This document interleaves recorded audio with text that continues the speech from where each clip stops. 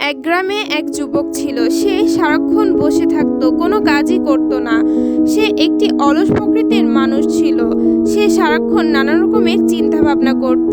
ভোর হয়ে যেত কিন্তু কখনোই তার ঘুম ভাঙতো না। একদিন তার কাছে এসে তার মা বলল যে, তুই যদি আজকে কাজ করতে না যাস তাহলে তোকে বাড়ি থেকে বের করে দেব। এই শোনার পর সে চিন্তা ভাবনায় পড়ে গেল এবং গ্রামের এক চাচার কাছে গিয়ে বলল, চাচা, আমার একটি কাজের প্রয়োজন। তখন চাচা তাকে বলল, তুই কাজ করতে পারবি তো? তখন সে বলল যে, হ্যাঁ, আমি কাজ করতে পারবো। তখন চাচা তাকে মাঠের একটি কাজ দিল। চাচা ভোরে এসে দেখলো যে সে মাঠে ঘুমিয়ে রইল। তখন চাচা তাকে বলল, না, তোকে দিয়ে কোনো কাজ হবে না। লাইক, সাবস্ক্রাইব অ্যান্ড ফলো করুন আরো ভিডিও পেতে।